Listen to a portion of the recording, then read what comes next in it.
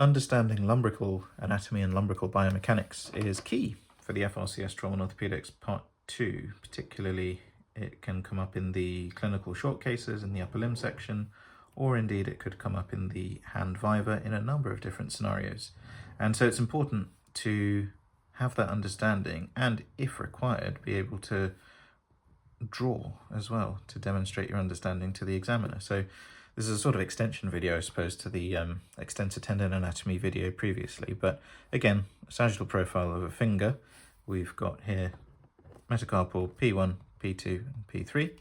We'll put in the extensor tendon on the dorsum of the finger here. Lateral bands coming into the terminal insertion on your distal phalanx and central slip coming off to the base of P2. On the volar aspect of the finger, we'll add in FDP, which comes in and inserts into the volar base of P3. Now, in the previous video, I sort of very quickly drew a lumbrical, but it's very important to say that with your diagrams, yes, they should be very quick in the exam, much quicker than I'm doing because of the time pressure, but it's important not to forfeit on accuracy, particularly in terms of the hand. So if we position our lumbrical now, the lumbrical is a muscle which originates on a tendon and inserts on a tendon. So it originates from FDP and inserts onto the extensor hood. So this can be our lumbrical here.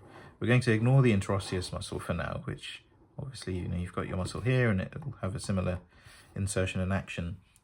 Both of these together form the intrinsics, but we'll just focus on lumbrical for now.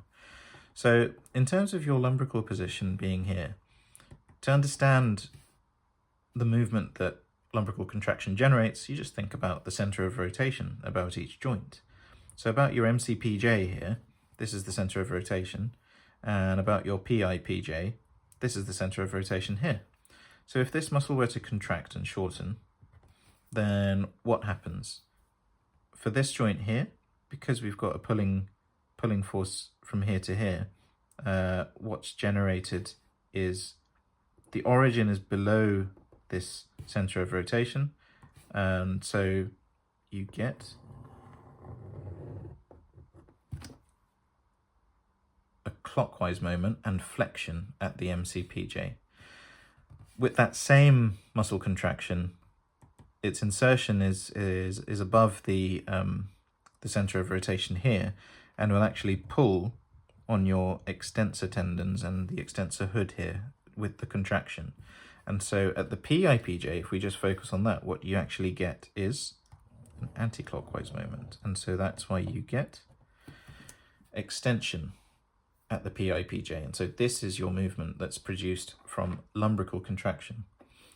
This is the basis of a number of different scenarios that may be presented to you in the exam. For example, in the case of a traumatic injury or a laceration to the finger, cooking injury, whatever it may be, if you have a laceration or a cut in the FDP tendon, let's say here, which is distal to the lumbrical origin, then what your patient will present with is what's called a lumbrical plus hand, and that is paradoxical IPJ extension while they're trying to flex the fingers. So in terms of flexing your fingers, of course, if you activate FDP, you'll gain flexion here.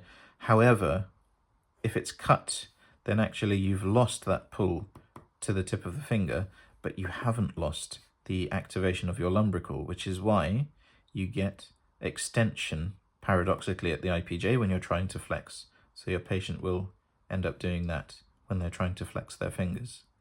So that would be what's called a lumbrical plus hand. And the treatment for that depends on FDP integrity, whether you can repair it or whether actually we need to consider a release of the lumbricals. In other conditions, for example, if we again very quickly draw the position of, so you've got metacarpal head here, but then you've got subluxed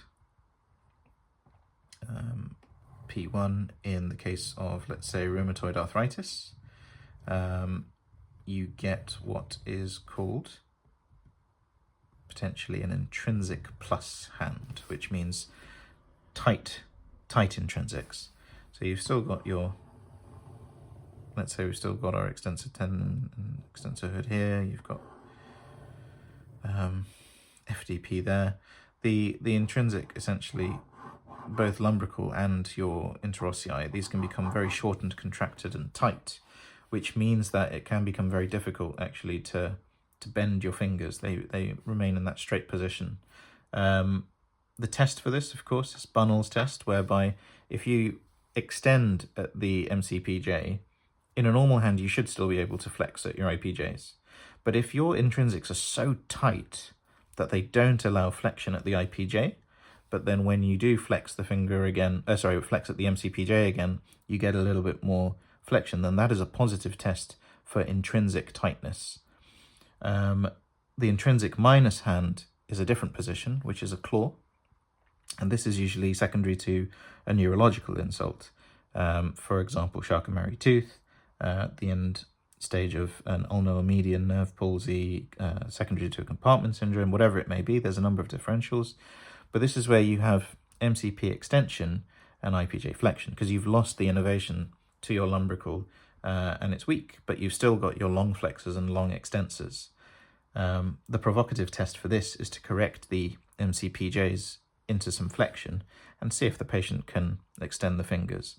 And so if this is positive, then it's an intrinsic minus hand. But those are just some things for your consideration, all to do with lumbrical anatomy and biomechanics as part of your FRCS.